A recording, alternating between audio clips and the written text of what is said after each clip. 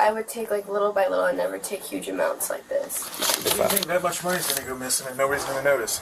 On June 26, 2021, Castaway Police Department responded to a grand theft complaint. A retail store owner had documented over $22,000 in unaccounted cash losses over the course of the year. Before officers arrived, she marked the register bills with a distinctive letter creating traceable physical evidence. That decision would prove decisive. This is the legal analysis of what followed. That's like we have the bank numbers. Plus we have the serial numbers of the other $700 bills. Okay. So, All right.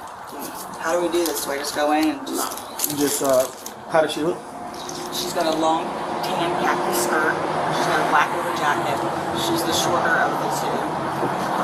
She looks kind of Latin, but with A little bit. Yeah.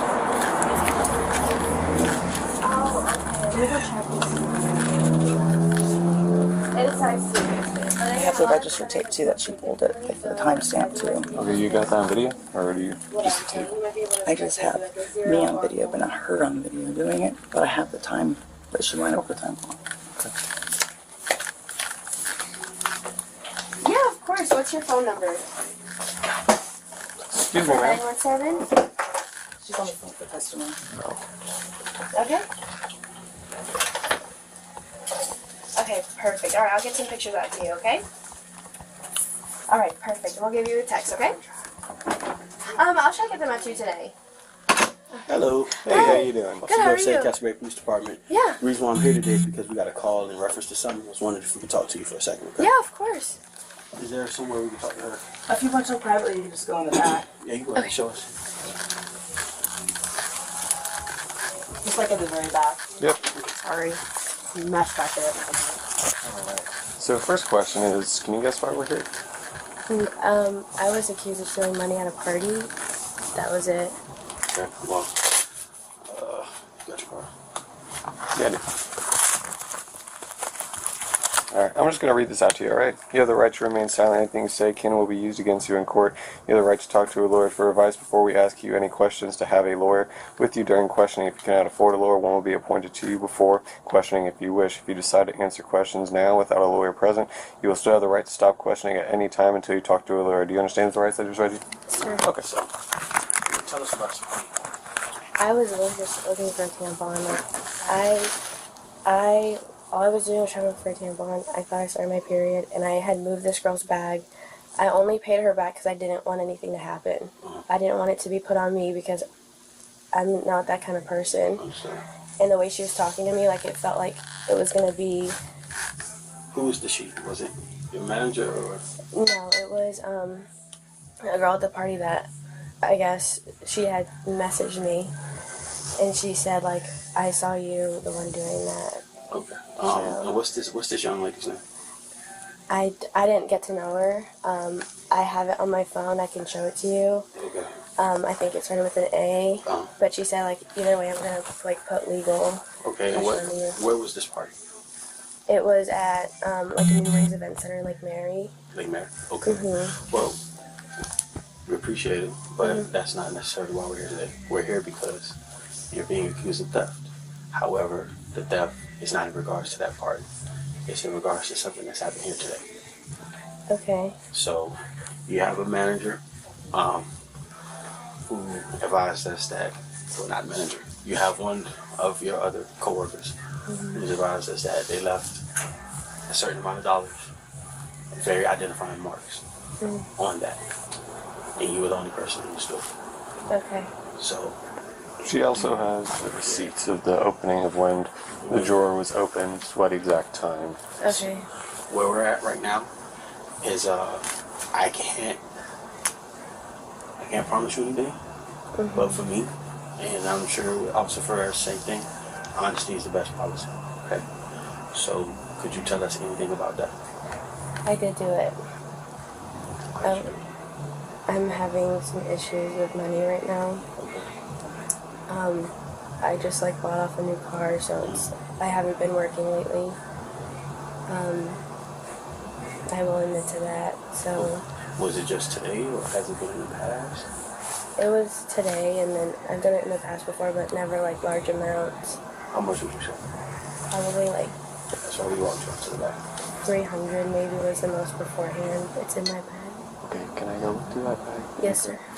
It's gonna be in that pocket. If I'm wasting your time, I don't want to waste it. You guys have better things to do than this stuff. That makes sense? No, that's stuff, no matter where it's from, man.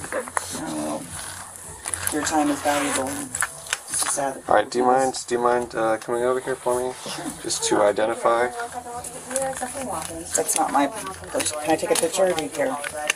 I already have all the pictures. This is going on in the report. Can you identify these bills? Give me 1 second. Do you see any J's so far? And I have serial numbers of the others. I gotta get the serial numbers. Well, the J's I know are winners. There's one J. There's my J's. There's another J here. This is the only J, but I'll get you the serial number. That's a J. Yes, ma'am. Okay. Caitlin, I need the serial numbers. No. So I'm going to talk to her and see what she wants to do. Okay. At this moment, like I said, you know, what she's alleging, it's a little bit more than 800. But like I said, for me, honesty is the best policy. Only thing I can do, have you ever been arrested? No, sir. So with situations that have happened, especially with things like death, you know, I can't promise you that, but you don't have a record. So there's no pattern there. Now the situation at Lake Mary, that has nothing to do with us. Yeah. We're only here for this to happen today, and the stuff is happening over time. Okay, so like I said, it's not for us to sit up there and be like, hey, you did this, to come in here and hammer you about anything like that. No, it's wrong. You have to be accountable for it. Yeah. Right? But it's not a situation where, like I said, it's not foreseeable that you could have a future after this. Okay, so I'm gonna go talk with her, and then I'll be.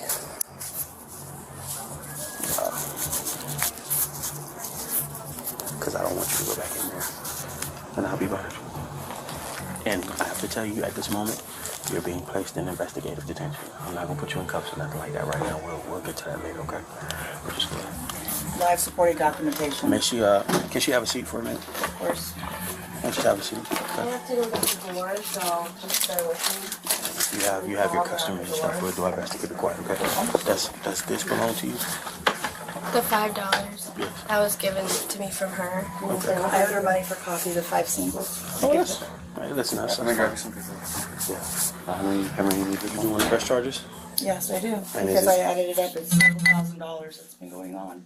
You're breaking my freaking heart. I have the documentation in my car. I wasn't prepared to turn it over because I was trying to rule it out. But I'll show you what I was preparing for my insurance company. Okay, let's see that. It's well over what she has here. I was hoping she would show it all, what you took this morning, and you didn't. So, no, I'm Hey, 100% well, let's not sorry. make it not contentious. Well, I wouldn't. And where was the other bit? I told him it was in that back pocket of my bag. Like Which that, one? The one with the zipper. Right here? Yeah. Is that the rest of it from today, or Yes, sir. she put the J? Let me photograph it. Is this all from this business? Yes, sir. Okay. I'm gonna put your keys back in your purse if you don't mind. Yes, that's fine.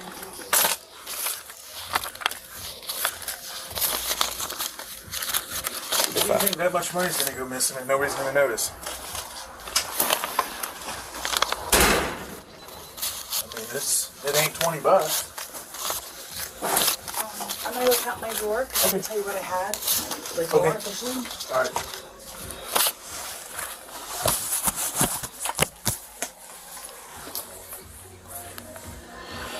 Alrighty, what's your name? you. Yana. Alright, Yana, do me a favor, stand up. Right now, you're gonna be placed under arrest for theft, okay? Do me a favor, lift your hands up. Do anything. I'm not gonna search you or anything. I'll let them do that at the jail, okay? 1360. Does that sound right? 307-1 1015. Does that sound right, ma'am? 1360. I didn't have it, sir. Okay. So it was only the one time before this? She took maybe like 300? Yeah. Okay. Because I was making good money before and I was working a lot more. So what, she cut your hours or something? Is there a reason why she did that? To me, I feel like it's because I wasn't doing anything right. So it kind of sucked. But Okay. so I'm going to go to jail. Because of the amount. When she first called us, she gave us a number, and you would have gotten a notice to appear. because there's three of you you now. you could have gotten. Sorry. That's our New guy. supervisor now. You would have gotten a next check. Sorry, memory stuff for me. I called them Let me see unnecessary. that on paper. You can just look at all of it. You can have it. And that 22,000 doesn't calculate the 13. No, because I didn't know if they was gonna. I actually came in because I was planning on just interviewing her. Right. She was not originally who I thought it was going to be. I was very shocked. I got it down to just, I ruled out everybody but her and another girl. Yeah. And I actually just thought it was the other girl, to be honest. I'm not going to lie to you. But now looking at all this evidence and the time clocks when she was here, it all lines up. Makes sense. Do you recollect any of those things? Okay. How much do you think you've taken over the years? It's just this year, by It's the way. just this It's year. just this year. How many? I didn't keep track. I mean, you got to have a ballpark in excess of $1,000. How much was your purse? How much was your car? For the year, How much do you think? I want to hear what you think. that was the most I've ever taken. At a time, or She's missing $22,000. let's see. So if you don't think you took that much, you got to have a ballpark of how much you do think you took. I have documentation here to show I know. Go ahead and head north. For her to pick this up, send you a picture of it. When she's done that way, it gives her time to. 26. Alright, cool. What side am I going on? Try to keep you away from, the general public. So, I can make a good situation. Like I said, I talked to her. Let's examine the constitutional framework. The Fourth Amendment protects individuals against unreasonable searches and seizures under the United States Constitution. However, under Schneckloth versus Bustamonte, 1973, a search preceded by voluntary consent requires neither a warrant nor probable cause. The suspect here explicitly directed officers to the specific pocket containing the stolen currency. That level of specificity constitutes unambiguous voluntary consent. No Fourth Amendment violation occurred. Before substantive questioning began, officers delivered a complete Miranda advisement under Miranda versus Arizona, 1966. The Fifth Amendment prohibits compelled self-incrimination. Miranda operationalizes that protection in custodial settings.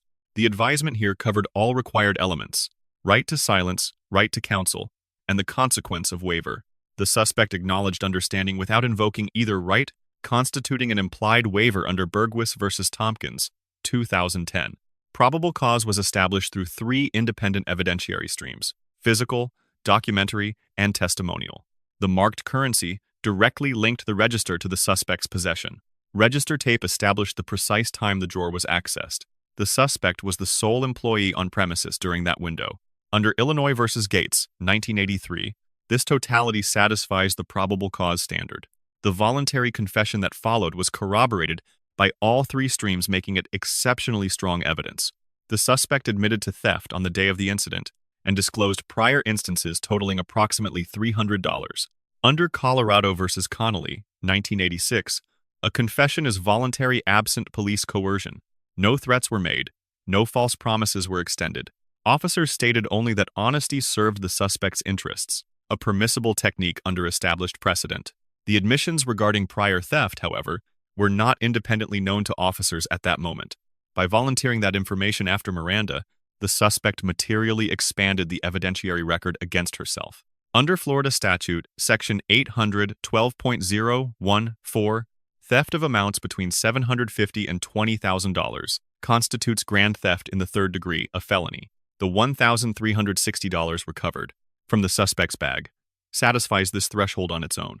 The owner's documented total of $22,000, if proven, elevates the charge to grand theft in the second degree, carrying up to 15 years under Florida Statute, Section 775.082. The investigating officers receive a grade of A-. Miranda was administered correctly and at the appropriate procedural moment. The consensual search was properly obtained without coercion. No excessive force was employed during the arrest. The deduction reflects a minor irregularity. The officer used the pronoun sir when addressing the female suspect, suggesting a templated delivery rather than active engagement.